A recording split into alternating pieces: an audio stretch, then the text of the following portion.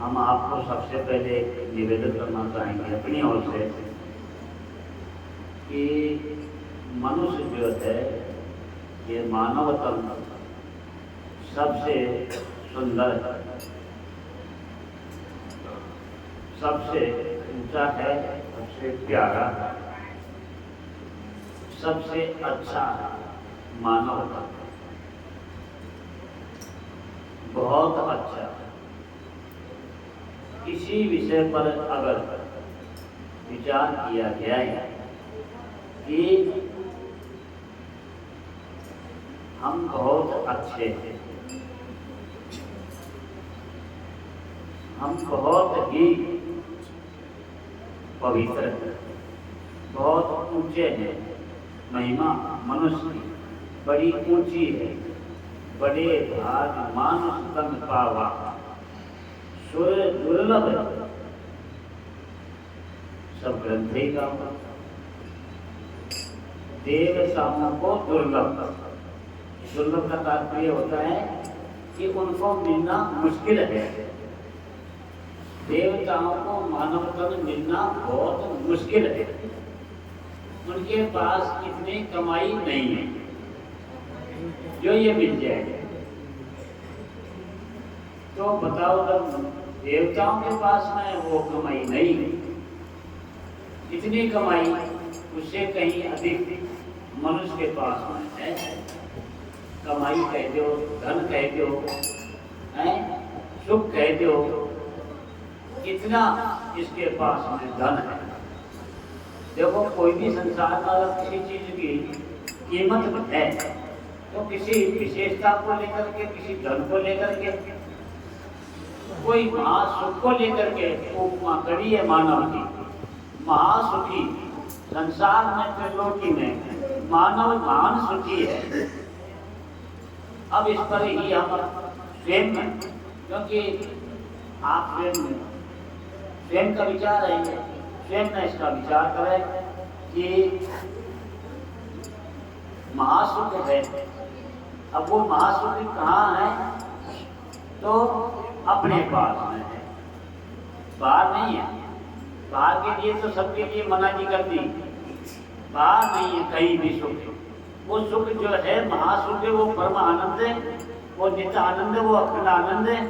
वो आनंद मनुष्य के प्राप्त मौजूद है, प्राप्त है, प्राप्त है। ये और बता दिया, ऐसा नहीं है कि उसको कहीं जाना पड़ेगा, नहीं, मौजूद है। लेकिन उसको प्रकट करना है। प्रकट करने का तात्पर्य है उस आनंद का हमको अनुभव करना है। लेकिन कुछ आनंद और भी हैं बाहर के। एक तो निजानंद होता है, अपना निजी आनंद, अपना स्वयं का आनंद, जिसको परम आनंद कहा। उस आनंद अपने ही पास मिलेगा।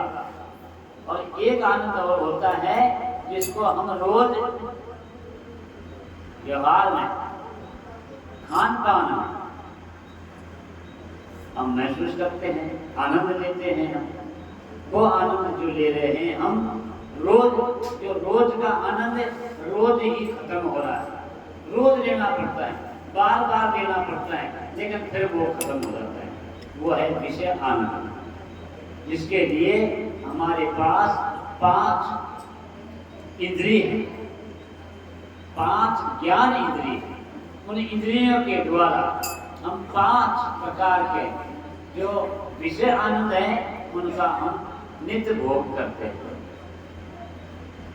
जो कि वो जो आनंद जिसको हम मान के बैठे हैं, ऐसा संतों का, महापुरुषों का कहना है कि वो आनंद तुम मानते हो, वो आनंद नहीं है, वो आनंद नहीं है, वो नित्य आनंद नहीं है, वो क्षणिक आनंद है, क्षणिक, थोड़ी देर का, फिर वो तुरंत नष्ट हो जाता है, खत्म हो जाता है। जिस प्रकार से मीठी अगर कोई वस्तु का हमने सेवन किया, मीठा भोजन पाया, अब जब तक वो भोजन को पाता है तब तक तो उसका मिठास का अनुभव करता है, और जैसे ही खाने के बाद वो मिठास नहीं रहता, और रहता भी नहीं और बदल हो जाता है। लेकिन वो परिवर्तन हो जाता है, वो जहर के रूप में, विष के रूप में परिवर्तन हो जाता है। इसलिए कहा विषय आनंद, जो विषय आनंद है ये जहर के समान। इनको जहर समझ करके, पहले वाणी में आया था, इनको जहर समझ करके इनका त्याग कर दो। अगर अपना निज आनंद का अनुभव करना है तो ये विषय आनंद का त्याग करो। अब किसी चीज का अगर त्याग करता है, किसी चीज से घृणा बढ़ती है, तो उसका जो वास्तविक में असली रूप है उसको देखना पड़ेगा।